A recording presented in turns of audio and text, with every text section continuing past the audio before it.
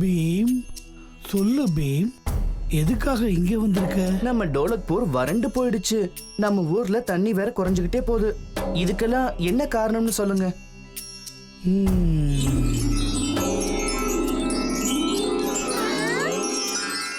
நாம ஒரு பெரிய ஆபத்துல சிக்கிட்டு இருக்கோம் பீம். டோலக்பூர்ல ஒரு நாய்க்குட்டி வந்திருக்கு. அது ஒரு சபிக்கப்பட்ட நாய்க்குட்டி. அந்த நாய்க்குட்டி இந்த ஊர்ல இருக்கிற வரைக்கும் இந்த ஊர் மக்கள் யாருக்கும் சொட்டு தண்ணி கூட கிடைக்காது. இல்ல பாபா, நான் இருக்கிற வரைக்கும் அந்த மாதிரி நடக்க விட மாட்டேன். அப்படின்னா சீக்கிரம் போ பீம். நிலைமை மோசமாகறதுக்குள்ள ஏதாவது செய். அச்சோ, இங்க ஒரே ஒரு நாய்க்குட்டி தான் பாக்குது. போய் பேசு. நானா? நான் எதுக்கு? நீயே போய் கேளு. எப்படி? வா வா வா வா. அப்படி பேசு வா.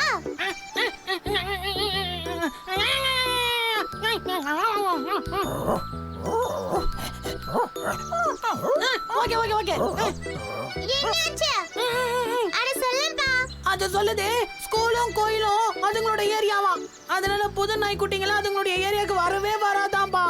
வந்தாலும் அதுங்களை இதுங்க விரட்டிடுமா. அப்படினா முதல்ல அப்ளிகேஷன் கொடுக்கணுமா.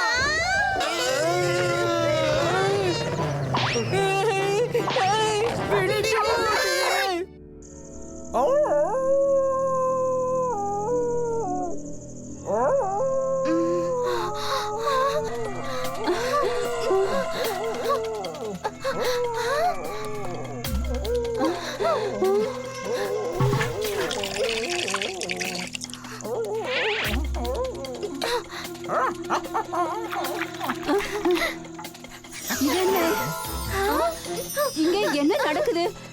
நீ யாரு? நீ சொல்றத கேளுங்க. விடிஞ்சதும் நான் மறுபடியும் நாய்க்குட்டியா மாறிடுவேன். நான் குல்தர்புரத்தோட இளவரசன். ஒரு விசித்திரமான மிருகம் தான் என்னை இந்த மாதிரி மாத்திருச்சு. அதோட நான் சபிக்கப்பட்டவன். நான் எந்த ஊருக்கு போனாலும் அந்த ஊர்ல தண்ணி இருக்காது. அதனால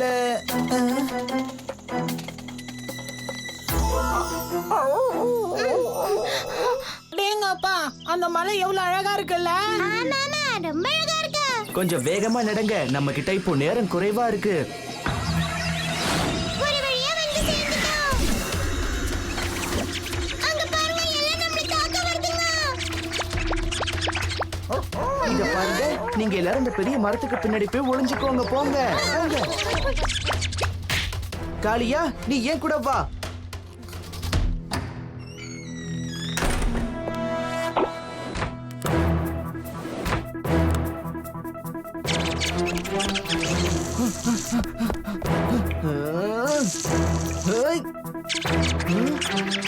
இவ்வளவு பூச்சிகள் இருக்கா?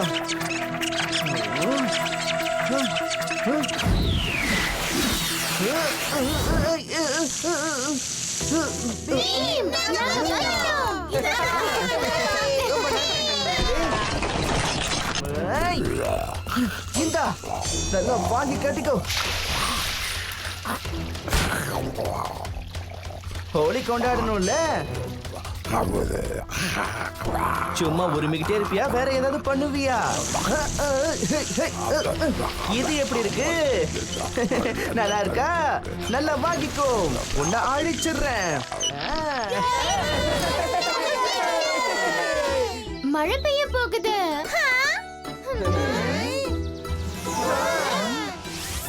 பீம், என் நண்பா, ரொம்ப நன்றி. நீ ஒரு மாவீரன் மறுபடியும் நிரூபிச்சு காட்டிட்ட. இந்த டோலக்பூருக்கு பெருமையே நீதான். ஹோலி வாழ்த்துக்கள். எல்லாரும் சந்தோஷமா கொண்டாடுங்க. ஹாப்பி ஹோலி.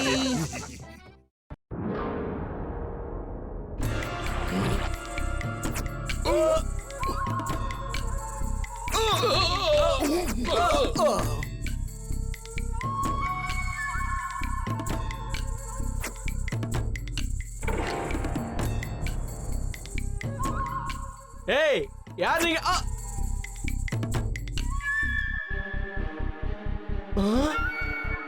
ஆபத்து. சின்னோபியோட மறைமுக தாக்குதல். லியாசோ இவங்கள பத்தி தான் பேசிக்கிட்டு இருந்தாருன்னு நினைக்கிறேன். புரிஞ்சு போச்சு. உடனே மகாராஜாவை காப்பாத்தணும்.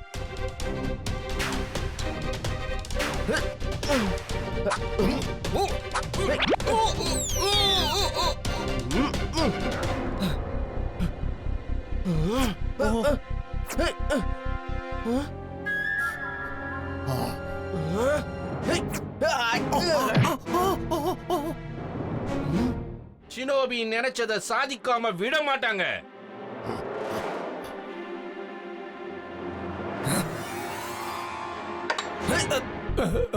மகாராஜா ஜாக்கிரதை.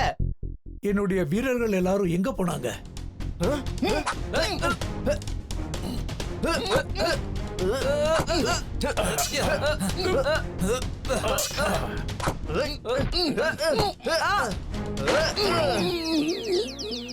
இந்த நாடு நாளைக்கு ஒரு புத்தம் புதிய அரசரை பார்க்க போகுது. இந்த குரலை நான் எங்கேயோ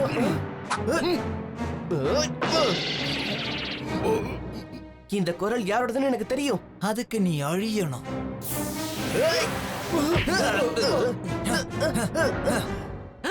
சாம்,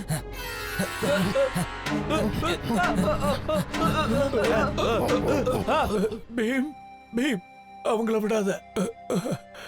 மகாராஜா, தாக்க வந்தவங்க ஷினோபி இயக்கத்தை சேர்ந்தவங்க. ராஜ வைத்தியர் உடனே கூப்பிடுங்க. மகாராஜாவுக்கு இப்ப உடல்நிலை சரியில்லை. வீரர்களே, அவங்கள பின்தொடர்ந்து போங்க, சீக்கிரம். மகாராஜாவை என்னால காப்பாத்த முடியாம போச்சு. இது வெக்கக்கேடு. பீம் ராஜாவே தாக்க முயற்சி பண்ணாங்களா என்ன? பீம், இன்னைக்கு நீ இல்லாம இருந்திருந்தா மகாராஜாவுக்கு என்ன ஆயிருக்கும் என்னால நினைச்சு கூட பார்க்க முடியல. இந்த ஷினோபி எப்பவுமே இப்படிதான் தாக்குவாங்களா? ஷினோமிங்கிறவங்க ரொம்ப தந்திரமான நயவஞ்சக வீரர்கள். அவங்களுடைய வீரம் சாமுராய்க்கு சமமானது. அவங்களுடைய தாக்குதல் எல்லாமே வித்தியாசமா இருக்கும். ஆனா சாமுராய் தான் உண்மையான வீரர்கள். அப்படின்னா அவங்க எல்லாரும் ரொம்ப பிரபலமா இருந்திருப்பாங்களே. சரியா சொன்ன. ஆனா ஷினோபிக்காரங்க சாமுராய மாதிரி நேர்மையானவங்க கிடையாது. இந்த ஷினோபி வீரர்கள் பண பேராசை பிடிச்சு தன்னோட கலையை தவறான முறையில பயன்படுத்தினாங்க. இது நம்ம ராஜாவுக்கு கொஞ்சம் கூட பிடிக்கல. அப்படின்னா சேனாதிபதியாரே, நீங்க அனுமதி கொடுத்தீங்கன்னா நானும் உங்க வீரர்கள் கூட சேர்ந்து ஷினோபியை தேடி போகலாம் இல்லையா? வேண்டாம் பீம், உனக்கு அடிபட்டிருக்கு. இந்த நிலைமையில நீ எங்கேயும் போக கூடாது. நீங்க எல்லாரும் போய் ஓய்வு எடுத்துக்கோங்க. நான் மகாராஜா கிட்ட போறேன். அவர் உடல்நிலை எப்படி இருக்குன்னு பார்க்கணும். என்ன பீம், நீ அங்க எங்க போற? நம்ம ரூம் அங்கதானே இருக்கு. எனக்கு தெரியும் ராஜு.